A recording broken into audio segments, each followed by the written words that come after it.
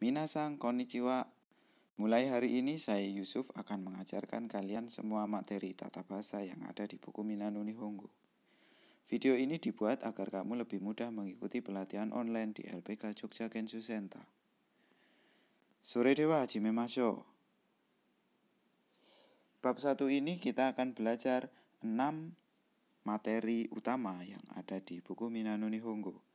Sebelum lanjut, pastikan dulu kalian sudah bisa membaca hiragana dan katakana. Bagi yang belum, silahkan belajar dulu hiragana dan katakana, dan kami sangat merekomendasikan hiragana memory hint dan katakana memory hint yang dikembangkan oleh The Japan Foundation. Aplikasinya bisa kamu download di Google Play Store maupun Apple Store ya. Oke. 6 materi tersebut apa saja? Mari kita simak satu persatu. Yang pertama adalah kalimat positif.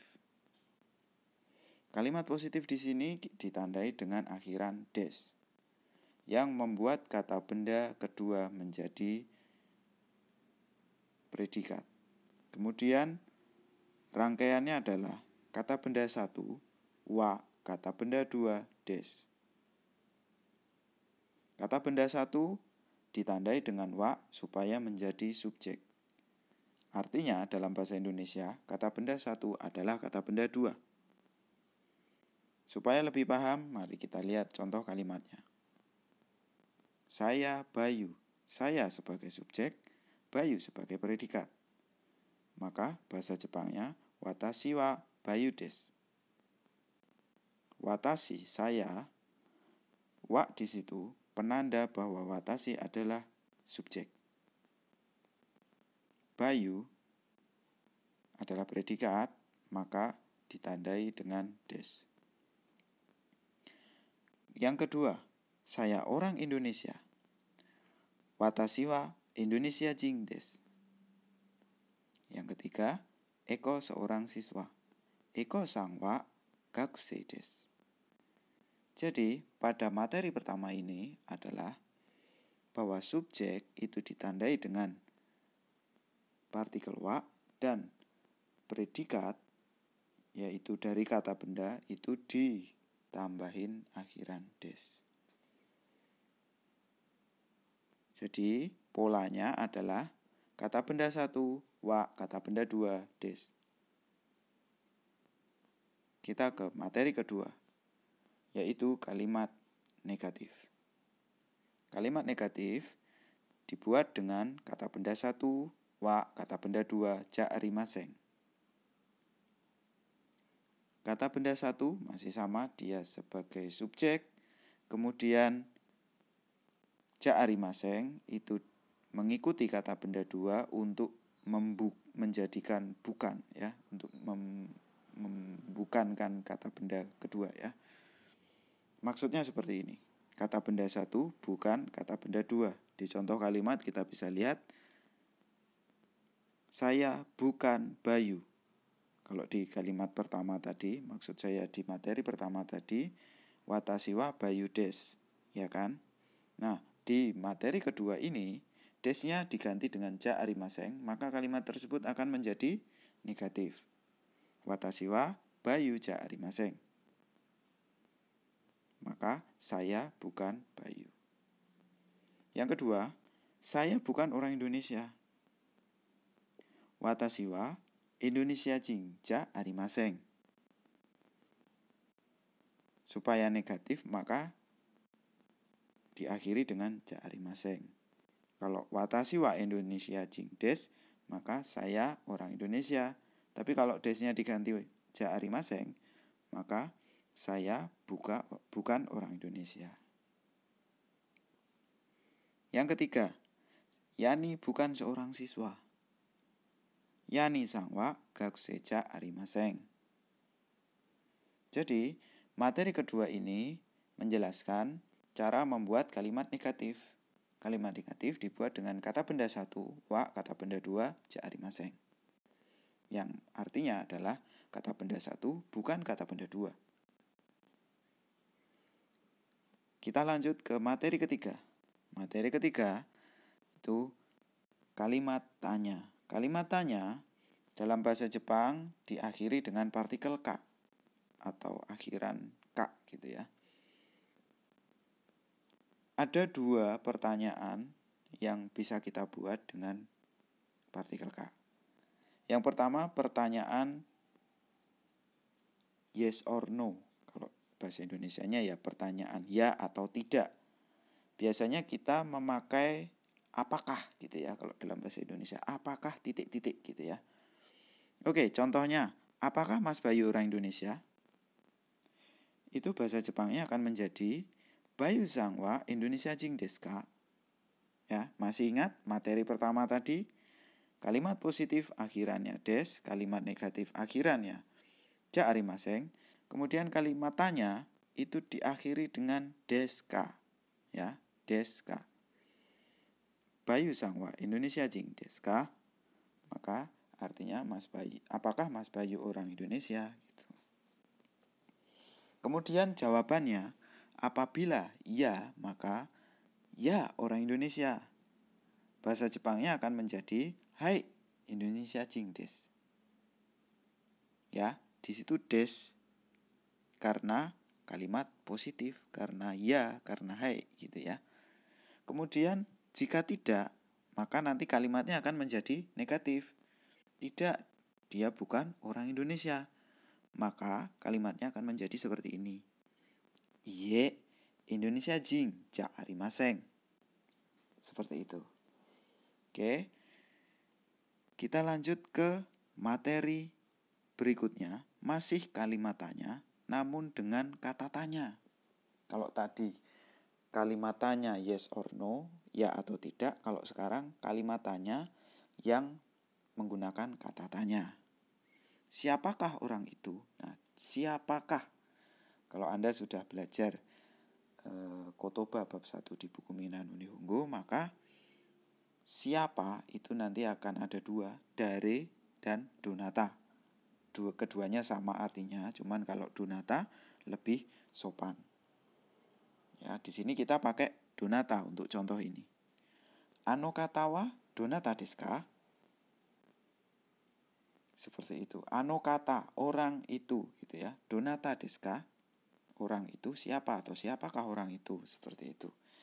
Nah, kalau kalimat tanya pasti akhirannya desu ka gitu ya. Ada ka-nya, ada partikel ka.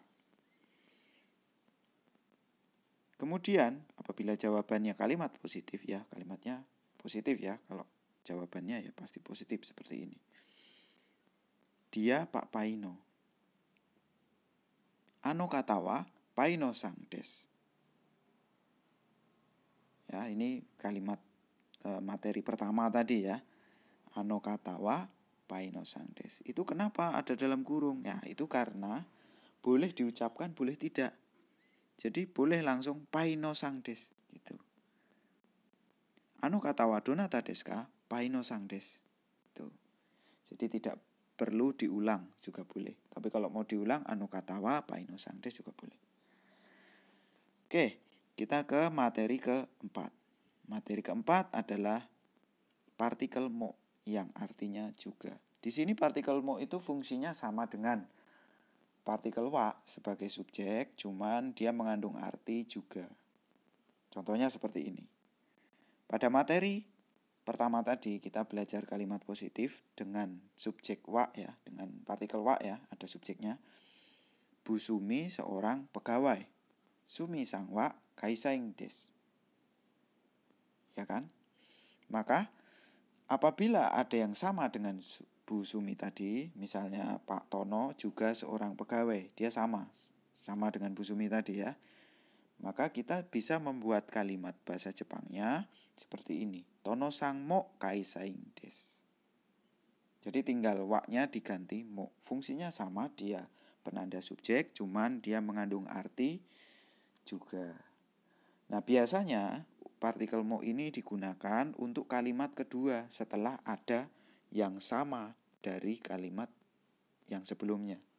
Kalau di sini tadi kan sama-sama seorang pegawai, ya kan? Subjeknya sudah dikasih partikel wa. Maka Yang kalimat keduanya subjeknya dikasih partikel mo karena ada arti juga di situ, ya. Pak Tono juga seorang pegawai. Oke, materi kelima adalah partikel no, ya.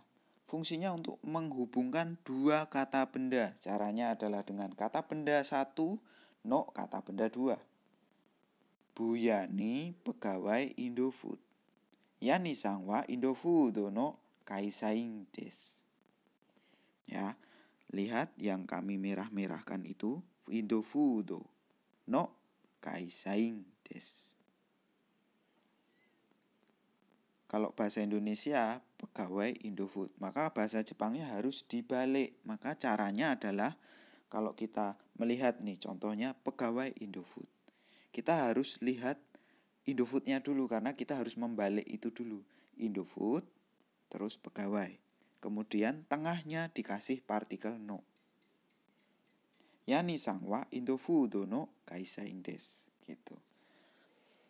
Jadi dibalik dulu, kemudian tengahnya dikasih partikel no.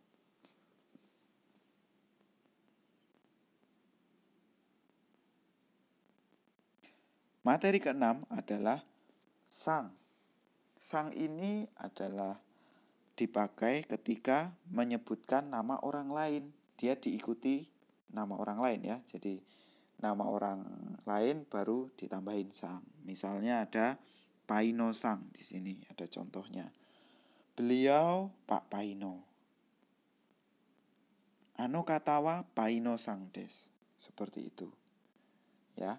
Jadi sang di sini itu untuk menghormati orang lain. Kalau dalam bahasa Indonesia bisa tuan, bisa saudara, bisa pak, bisa bu, bisa mas, bisa mbak. Tapi jangan gunakan sang untuk manggil orang ya.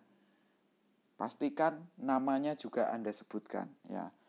Ya, jadi jangan misalkan kalau bahasa Indonesia kan kita sering manggil Pak, boleh nggak gini misalnya gitu ya. Nah, jangan manggil orang Jepang sang gitu. Jangan ya, tapi pastikan Anda gunakan sang itu bersama dengan namanya orang Jepang. Misalnya Kimura sang, Tanaka sang gitu. Matsumoto sang. Nah. Jadi kalau di contoh kalimat ini beliau Pak Paino, maka ano katawa Paino sang des. Ya. Selain itu, sang juga bisa digunakan untuk memanggil orang lain, tapi diikuti dengan namanya dia. Kalau bahasa Indonesia kan kita sering pakai seperti ini. Bu Yani, usianya berapa gitu ya. Bu Yani usianya berapa gitu. Nah, kalau dalam bahasa Indonesia nanti akan menjadi, maksud saya bahasa Jepang nanti akan menjadi Yani-san wa oikutsu desu ka? Itu. Jadi partikel sang, maksud saya akhiran sang itu diikuti nama orangnya ya.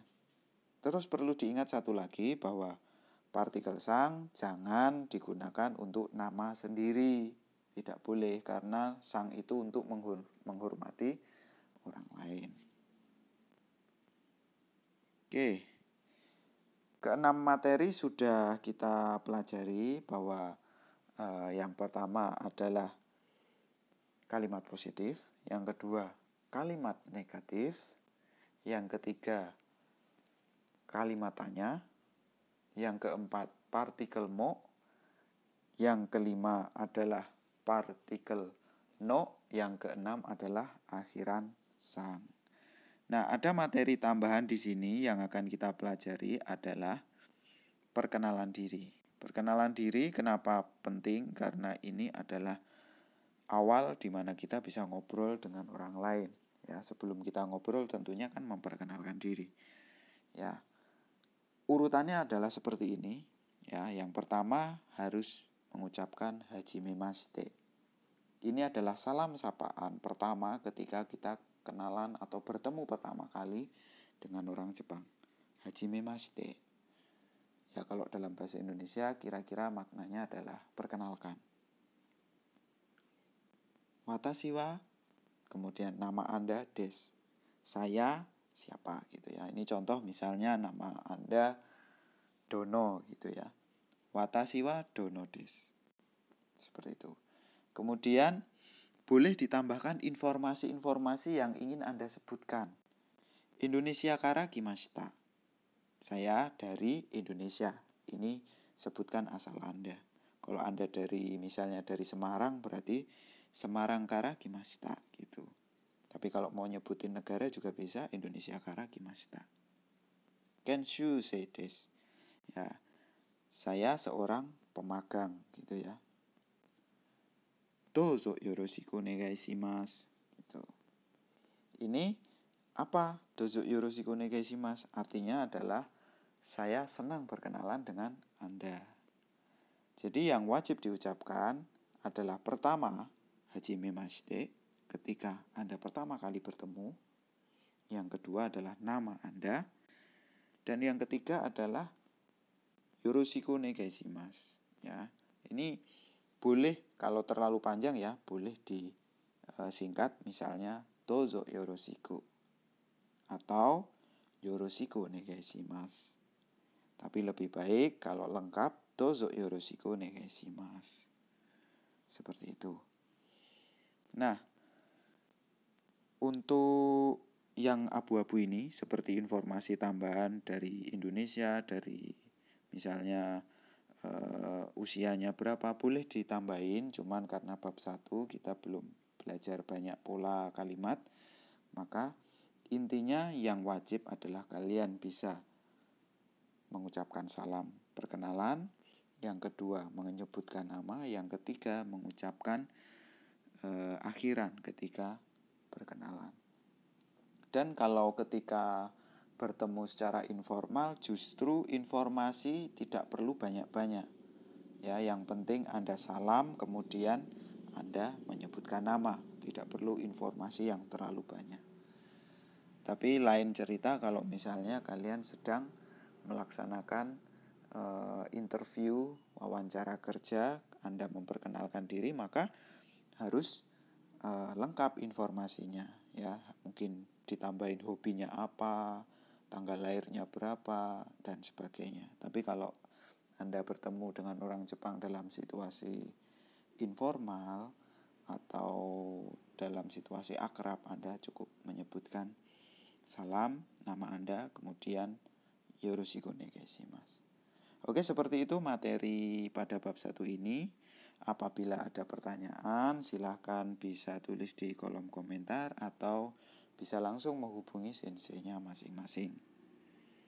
Sekian dari saya, semoga bermanfaat ya. Sampai ketemu di video berikutnya.